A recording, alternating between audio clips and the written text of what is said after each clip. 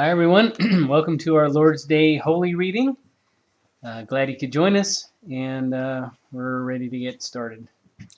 All right, welcome everybody here in our community and online for week 24 of Thomas Manton's A Treatise of Self-Denial from Matthew 16:24. If any man will come after me, let him deny himself. Last week we completed submitting to the providence of God, that section, and today we start the next branch of self-denial is denying self-love. And right off the bat, Mr. Manton will contrast self-denial with the exact opposite of that, referencing 2 Timothy 3, which the whole chapter alludes to, and we'll look into the first half of that chapter in more detail via Albert Barnes' commentary on it. And then Matthew Henry's take on the same is very good as well, but Barnes expounds on word meanings in a few times, which I found helpful. Also, Mr. Manton looks into two parts into this section. Self-love as number one, as to how far self-love is criminal. There's actually a definition of that word that applies, which I did not know about, as a lot of other words we've come across.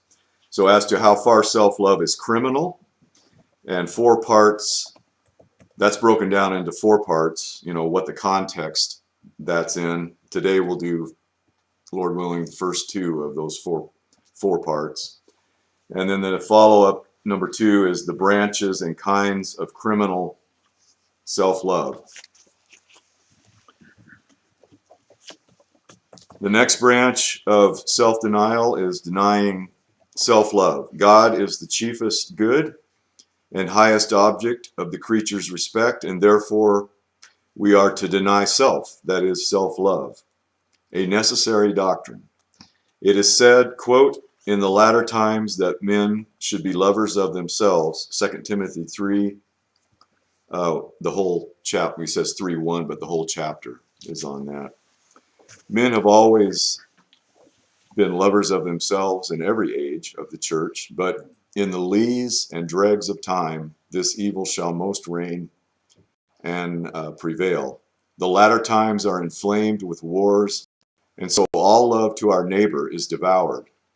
And with heresies, and so all love to our neighbor is devoured, and with heresies, and so God is neglected, and then there remains nothing but self to be respected and adored. In the abbreviation of divinity, or in a moral consideration, there are made to be but 3 general persons or beings in our world: God, thy neighbor, and thyself. Now, when men have lost their reverence to God and their charity to their neighbor, self is only left to devour all the respect of the creature. And I'll read parts of Albert Barnes on 2 Timothy 3,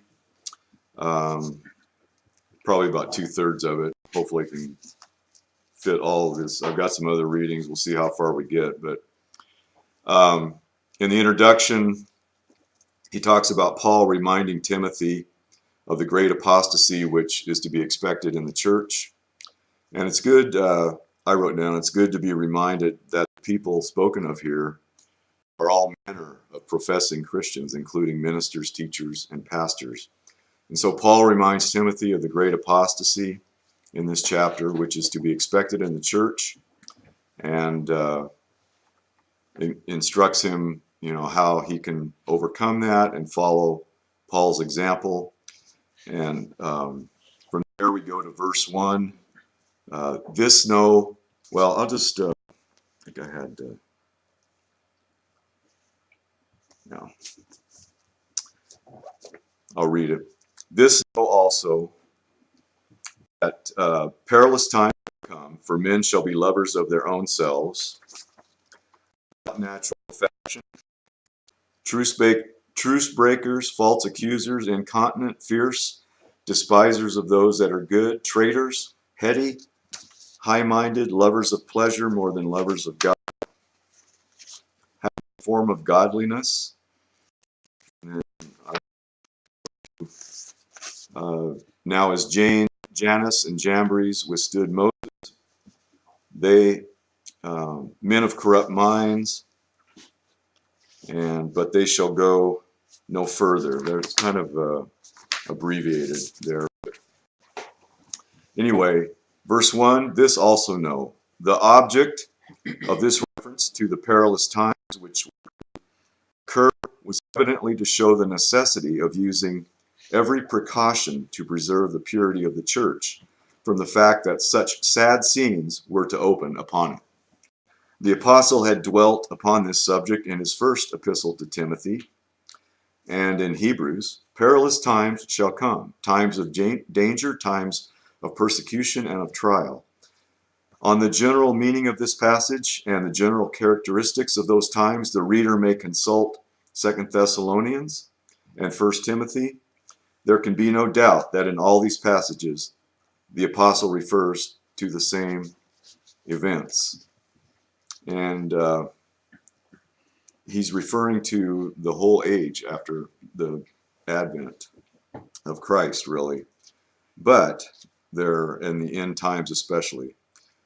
For men, verse 2, for men shall be lovers of their own selves. It shall be one of the characteristics of those times that men shall be eminently selfish, evidently under the garb of religion. 2 Timothy 3:5. The word here used, philatos, does not elsewhere occur in the New Testament. It means a lover of oneself. Such a love of self as to lead us to secure our salvation is proper. But this interferes with the rights and happiness of no other persons. Selfishness which is condemned is that regard to our own interests, which interferes with the rights and comforts of others, which makes self the central and leading object of living, and which tramples on all that would interfere with that. As such, it is a base, hateful, and narrow passion, but it has been so common in the world that no one can doubt the correctness of the prophecy of the apostle that it would exist, quote, in the last times. Covetous, in the Greek, lovers of silver, of money, boasters. You can look at Romans 1:30, proud, Romans 1:30, blasphemers, expounded on in Matthew 9:3, disobedient to parents, also noted in Romans 1:30, unthankful, referenced in Luke 6:35. The word here used occurs in the New Testament only in these two places. Ingratitude has always been regarded as one of the worst of crimes. It is said here that it would characterize that wicked age of which the apostle speaks, and its prevalence would, as it always does, indicate a decline of religion. Religion makes us grateful to every benefactor, to God and to man. Unholy, see 1 Timothy 1:9.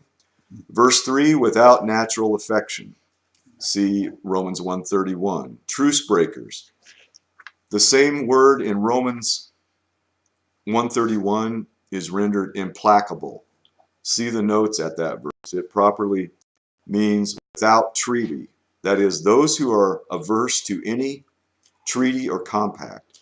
It may thus refer to those who are unwilling to enter into any agreement. That is, either those who are unwilling to be reconciled to others when there is a variance, implacable, or those who disregard treaties or agreements. In either case, this marks a very corrupt condition of society. Nothing would be more indicative of the lowest state of degradation than that in which all compacts and agreements were utterly disregarded. False accusers, which in the margins refers to make-baits. The word make-bait means one who excites contentions and quarrels. The Greek here is diaboloi, devils, the primitive meaning of which is calumniator, slanderer, accuser. Timothy 3:11, where the word is rendered slanderers. Incontinent, 1 Corinthians 7:5, literally without strength. That is, without strength to resist the solicitations of passion, or who readily yield to it. Fierce, the Greek word used here, anameros, does not elsewhere occur in the New Testament. It means ungentle, harsh, severe, and is the opposite of gentleness and mildness. Religion produces gentleness.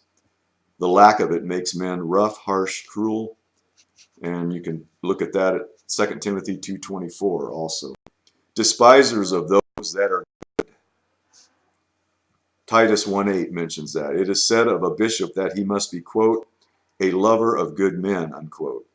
This, in every condition of life, is a virtue, and hence the opposite of it is here set down as one of the characteristics of that evil age of which the apostle speaks. Verse 4, traitors. This word is used in the New Testament only here and in Luke 6:16 and Acts 7:52. It means anyone who betrays, whether it be a friend or his country. Treason has been in all ages regarded as one of the worst crimes that man can commit. Heady, the same word, is in Acts 19:36, is rendered rashly. It occurs only there and in this place in the New Testament. It properly means falling forwards, prone, inclined, ready to do anything, then precipitate, headlong, rash. It is opposed to that which is deliberate and calm, and here means that men would be ready to do anything without deliberation or concern for the consequences. They would engage in enterprises which would only disturb society or prove their own ruin. So that was heady. High-minded, literally puffed up. Compare the notes at 1 Timothy 3:6, where the same word is rendered lifted up with pride. The meaning is that they would be inflated with pride or self-conceit. Lovers of pleasures more than lovers of God, that is, of sensual pleasures or vain amusements. This has been and is the characteristic of a great part of the world, and has often distinguished even many who profess religion. Of a large portion of mankind, it may be said that this is their characteristic, that they live for pleasure, they have no serious pursuits, they brook no restraints which interfere with their amusements, and they greatly prefer the pleasures to be found in the gay assembly, in the ballroom, or in the place of low dissipation.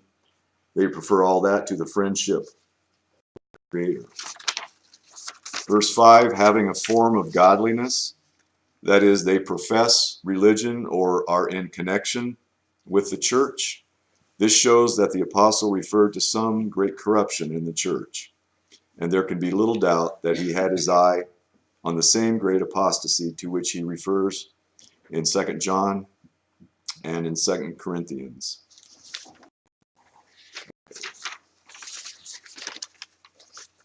Now as verse 8, now as Jannes and Jambres withstood Moses, the names of these two men are not elsewhere mentioned in the Bible. They are supposed to have been two of the magicians who resisted Moses, Exodus 7:11, and who opposed their miracles to those of Moses and Aaron. It is not certain where the apostle obtained their names, but they are frequently mentioned by Hebrew writers and also by other writers, so that there can be no reasonable doubt that their names were correctly handed down by tradition. Nothing is more probable than that the names of the more distinguished magicians who attempted to imitate the miracles of Moses would be preserved by tradition. And though they are not mentioned by Moses himself, and the Jews have told many ridiculous stories respecting them, yet this should not lead us to doubt the truth of the tradition respecting their names.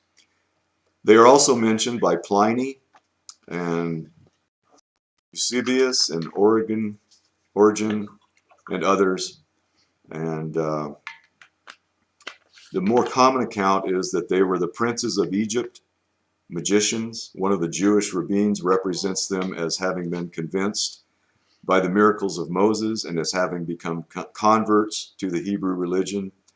There is no reason to doubt that these were in fact the leading men who opposed Moses in Egypt, attempting to work counter miracles. The point of the remark of the apostle here is that they resisted Moses by attempting to imitate his miracles, thus neutralizing the evidence that he was sent from God. In like manner, the persons here referred to opposed the progress of the gospel by setting up a similar claim to that of the apostles, by pretending to have as much authority as they had, and by thus neutralizing the claims of the true religion, leading off weak-minded persons from the truth. This is often the most dangerous kind of opposition that is made to religion. Men of corrupt minds, also 1 Timothy 6:5, reprobate concerning the faith, so far as the Christian faith is concerned. On the word rendered reprobate, Romans 1:28, 1 Corinthians 9:27 is rendered castaway. 2 Corinthians 13:5, where it tells us to examine yourselves. The margin here is, quote, of no judgment. The meaning is that in respect to the Christian faith or the doctrines of religion, their views could be approved, and they were not to be regarded as true teachers of religion. And verse 9 is, but they shall proceed no further.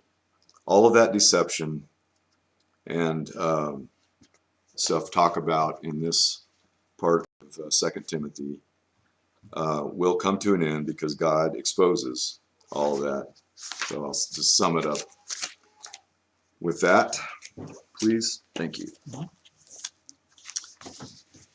All right. Okay. In treating of self-love, we must, number one, see how far it is criminal. Now, one of the, on Webster's 1828 dictionary, one of the definitions is number 3 definition, besides all the others that are refer to crime and actual people that are criminals. Definition number 3 there says, that violates moral obligation is wicked. So how far it violates moral obligation and is wicked. And number 2, then speak of the branches and kinds of criminal self-love. So we'll do part 1 and 2 today of overall part 1. First, how far self-love is criminal.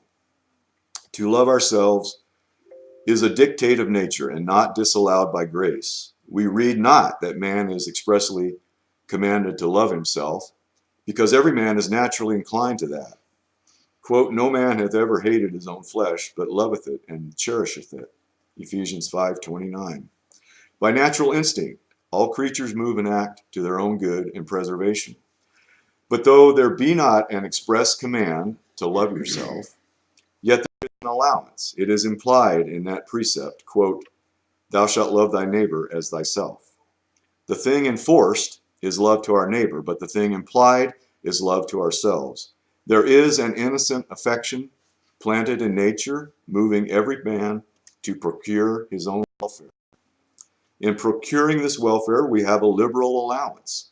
Nature aimeth only at things necessary, but in grace God hath been indulgent, enlarging the bounds of allowance, and besides necessaries, hath afforded us the conveniences and moderate pleasures and delights of the present life. Therefore, the motions of self-love are regular and tolerable as long as they do not entrench upon the privileges or the privilege of God, but are subject to his will and the laws of sanctified reason.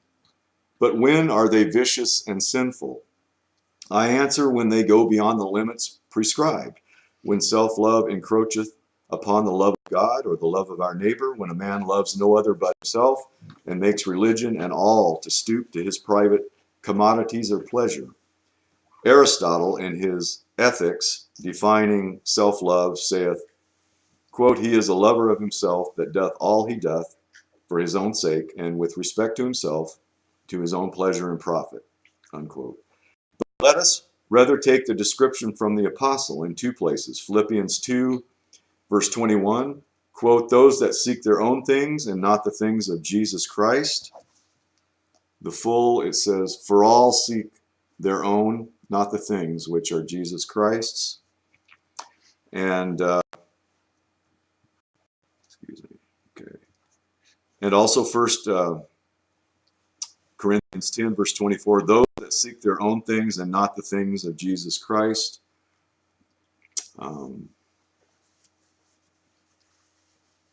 That seek their own and not another's welfare, which says, 1 Corinthians 10:24, let no man seek his own, but every man another's wealth. I went to Dr. Gill on that one, just to explain it a little. 1 Corinthians 10:24, let no man seek his own.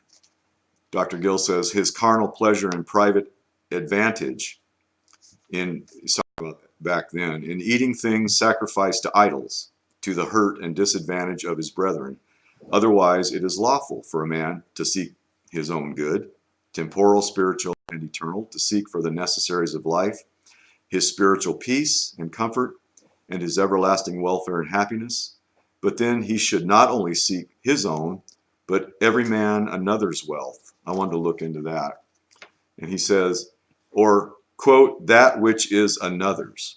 For the word wealth is not in the original text. So, not to only seek his own, but that which is another's. The apostle's meaning is that a man in the use of things indifferent, which is neutral, should not seek the gratifying of his sensual appetite or other passions, what may be pleasing or profitable to himself only, but should consult the profit and edification of others.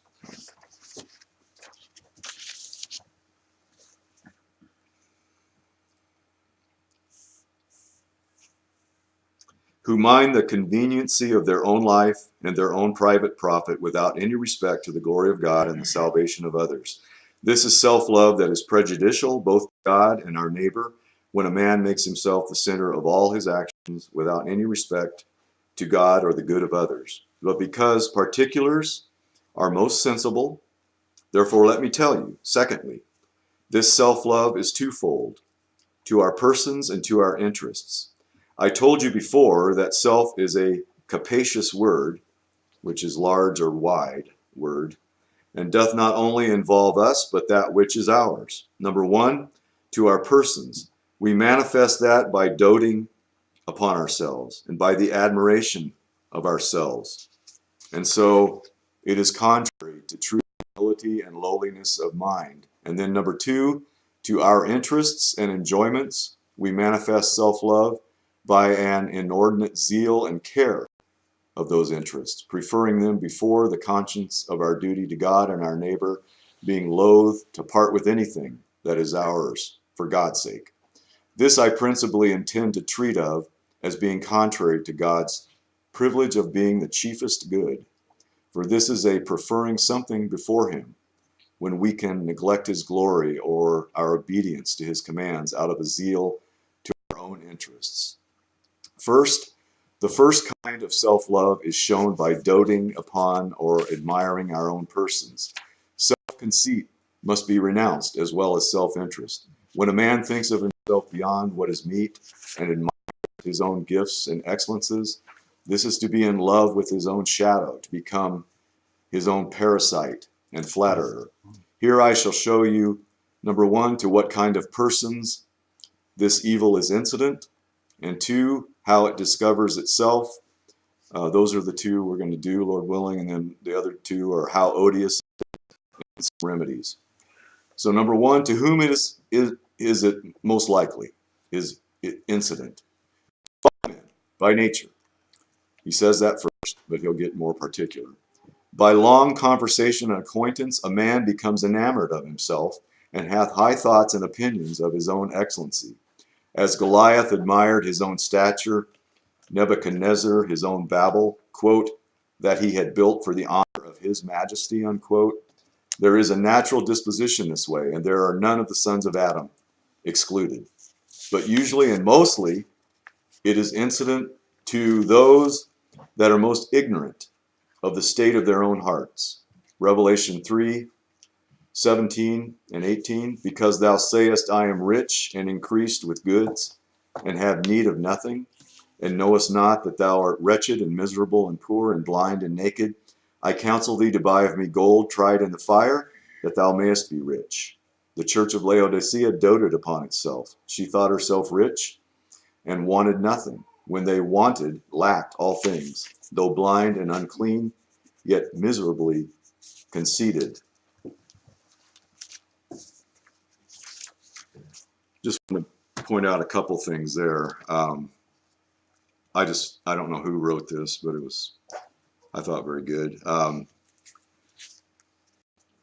The city of the unbelievers, even in Laodicea, the city in proper, had a very self-sufficient attitude. And it says, the attitude of the city of Laodicea had infected the church. There's a little history here. Quote, "It is evident that the Christians of Laodicea shared the self-sufficiency of their fellow townsmen and carried it into the sphere of their relations with God and Christ. Self-sufficiency is the death knell of relationship with God, for independence of God is sin. The town had independently recovered from a devastating earthquake in the reign of Tiberius, which was AD 14 through 37, his reign. They had recovered from this earthquake via their own resources without asking for or receiving help from the Roman Senate. Laodicea's riches and success had influenced the thinking of its residents. Pride and self-sufficiency had crept into the culture, and the culture had crept into the church. I am rich. Peplatika is I have become rich. Perfect tense. The emphasis is on the result, now being rich. So it is translated as a present tense. Here we see the curse of blessing, how a blessing can become a curse. For Scripture records that where men receive God's blessing, they soon drift away, oftentimes, from their very source of their blessing. Where was that? There was...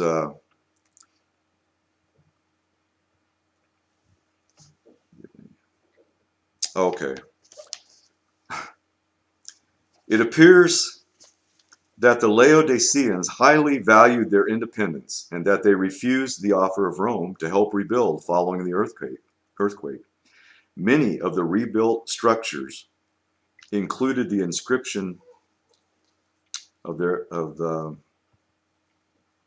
their language, which in Greek is ekton idion, which means out of our own resources. Many of the rebuilt structures included the inscription on the buildings, "We did this out of our own resources." So I thought that was very, very telling. That's all I'm going to read of that. So.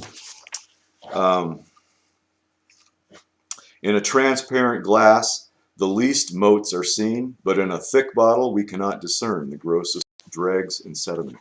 Certainly those that have most light, they have lowest thoughts of themselves. He that knows himself best loves himself least of all. Love is always blind, especially self-love. It is but a fond fancy of that which is not. Romans 7 verse 9, quote, "For I was alive without the law once, but when the commandment came, sin revived, and I died," unquote. When Paul had but little knowledge, he had great conceit of himself.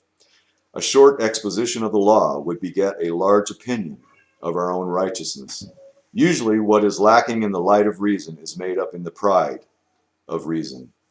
Number 2, it is incident to men that have by their own industry have raised themselves to any excellency, either in estate or learning or other endowments. There are none so apt to be puffed up and conceited of themselves as they are, for they look upon themselves as makers of their own fortune. They are not only drunk with their felicity and attainments, but admire their own prudence and diligence by which they have compassed worldly greatness and excellency. It is a question who are most apt to dote on their own excellency, those that have been perpetually happy, or those lifted up out of misery and the low estate. In a perpetual hereditary happiness, there is little of our own doings and purchase to be seen in that. But those that have raised themselves out of a low condition are apt to be puffed up upon a double ground, their happiness and their diligence. They are happy, so they think, and they have made themselves as they think, and so dote upon their own prudence and diligence, as well as their felicity and conquests. He says acquests, which is an older word. Number 3, it is incident to men of great gifts, and we're talking about the persons this is most incident to. It is incident to men of great gifts, especially after some public performance and exercise of them. It is hard to discover gifts with applause and not to be proud. Our minds are secretly enchanted with self-love and the music of our own praise. Therefore the apostle forbiddeth novices, those that were newly begotten to Christ, young men, to be put into the ministry, but very mortified persons. 1 Timothy 3 verse 6, lest being lifted up with pride they fall into the condemnation of the devil. Men of great gifts and unmortified spirits are very apt to fall into pride and so into condemnation. In a strong wind it is hard to sail steady. It is a question not easily decided which duties are most difficult, public or private. In private duties there seems to be some difficulty because there we have no other witness but God, and so we are tempted to slightness, for everyone cannot see God. And in public duties there we are tempted to pride and self-conceit in the exercise of our parts. Number 4, yes, it is incident to good Christians, or can be. They are in danger to be enamored of their own goodness. Pride once got into heaven itself among the angels. It crept into paradise, and the best heart can hardly keep it out. When men have withstood the, quote, lusts of the flesh and the lusts of the eye, yet they may be overcome still with the pride of life. Look, as a castle, when it cannot be taken by assault, many times it is blown up. So when the devil cannot surprise and take us by other stratagems, by open assault, he seeks to puff and blow up the heart. Paul was like to, quote, be puffed up with the abundance of his revelations, unquote, 2 Corinthians 12, verse 7, though he were a sanctified vessel, and though his enjoyments were not of an earthly nature. It is a sin very incident to the children of God to be lifted up with a vain conceit of their own worth. Others are not liable to it so much as they are. It is no wonder for a beggar to call himself poor, or a drunkard to have such low thoughts of himself. They are not in such danger as you are. And it is a sin got out of with a great deal of difficulty. God is forced to punish it with other sins. For common sins, God useth the discipline of affliction. But for this, he punisheth sin with sin, and gives up to some scandalous fall, that so we might know what is in our own hearts.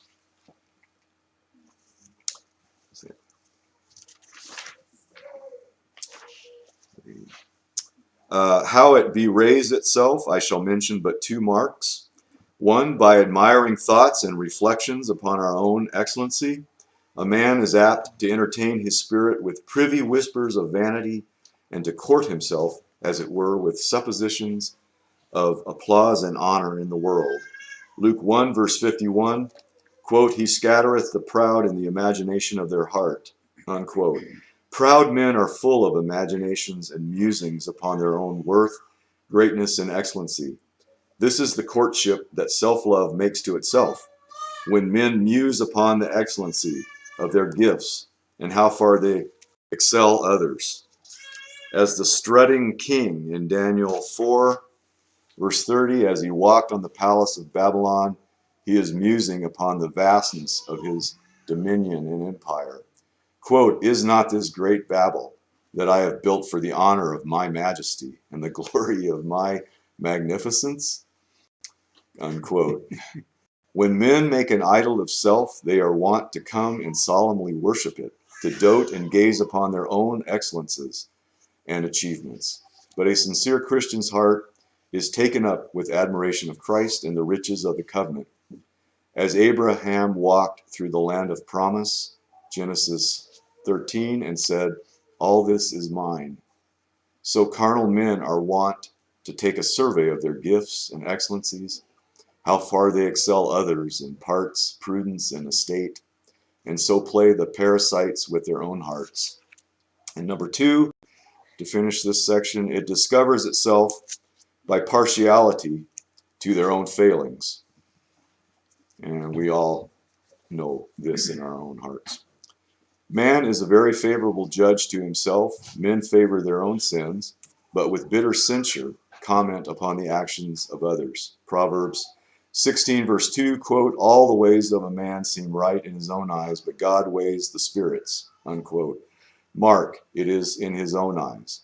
Man is apt to be partial in his own cause, blinded with self-love. When he comes to weigh his own actions, self-love takes hold of the scale, and so there is no right done. There is a great deal of difference between our balance and the balance of the sanctuary. Men are loath to see an evil in themselves. They can see motes in the eyes of others, severely censure their failings, but cannot see beams in their own. Matthew 7 verse 3. A sincere heart is most severe against his own sins, and flings the first stone at himself, but self-love is blind and partial. The apostle saith that, quote, love covers a multitude of sins, unquote. It should do so in our neighbor, but it doth cover that which is in ourselves. The cases of Judah and David were very famous. Judah, when he was to sit judge upon Tamar, would have burned her because she had committed adultery. Genesis 38. But when he saw the bracelets, ring, and staff, when he understood his own guilt, he becomes more favorable and mild. So David, in 2 Samuel 12, verse 5, when the prophet Nathan came to him after he had gone into Bathsheba and represents the case to him, it is said, quote, David's anger was greatly kindled against the man. And he said to Nathan, as the Lord liveth, the man that hath done this shall die without mercy, unquote. But when David was found to be the person, and the prophet tells him, thou art the man, then he was not so severe. His mind was more calm. In a disease, we think our pain the sharpest. So when truly cured of self-love, we think no sins like our own. As the Apostle Paul counted himself the chiefest of sinners, and certainly a person so sanctified would not lie. So that's the end of that. Parts 1 and 2. Let's see.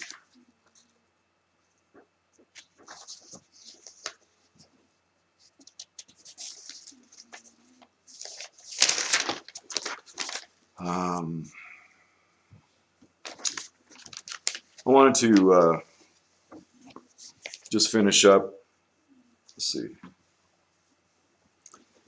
I had been thinking about the relative peace that we really, most of us, our lives have lived in, and we're out here now living in.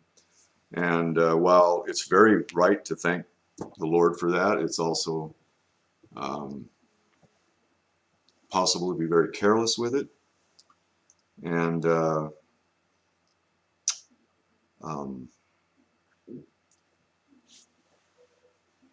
to not take advantage of it, to redeem the time. And I just found this little reading here I'll finish with. When we undertake to be Christ's disciples, we are like a man that goes to war, and therefore must consider the hazard of it and the difficulties that are to be encountered. The state of a Christian in this world is a military state. Is not the Christian life a warfare? We have many passes in our way that must be disputed with, dint of sword. Nay, we must fight every step we go. So restless are our spiritual enemies in their opposition. We ought to consider whether we can endure the hardness which a good soldier of Jesus Christ must expect and count upon before we enlist ourselves under Christ's banner, whether we are able to encounter the forces of hell and earth which come against us, 20,000 strong.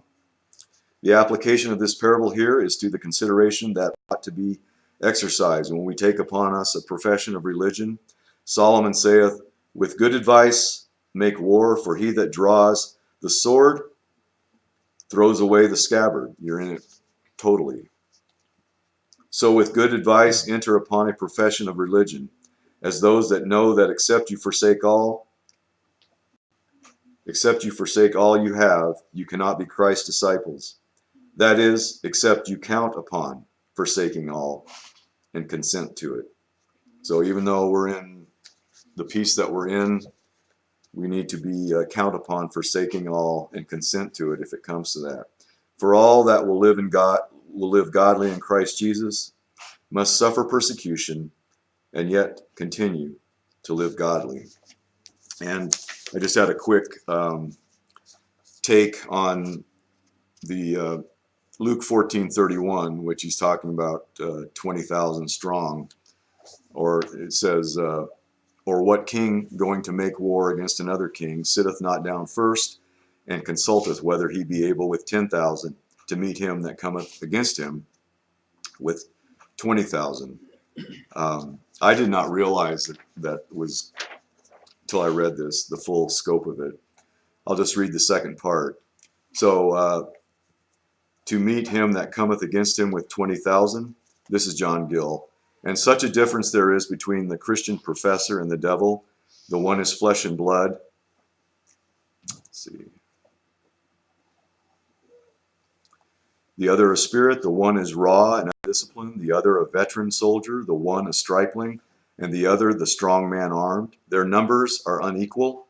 The people of Christ are few, and their force and strength in themselves small. And they have a large number of devils, and of the men of the world, and of the lusts of their own hearts to grapple with. Wherefore it is necessary to sit down and consult, not with flesh and blood, but with other Christians, and chiefly and above all with God himself.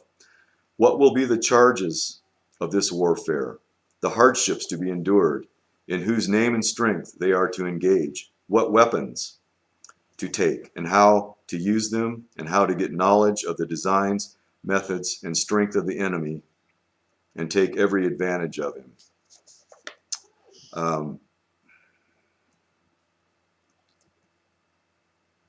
The 10,000 verse, I don't know where, I've lost that somewhere. The 10,000 versus the 20,000 is, the 10,000 is the Christians versus the 20,000. The inherent disadvantage we have against all those things, the devil and the rest of it, without Christ.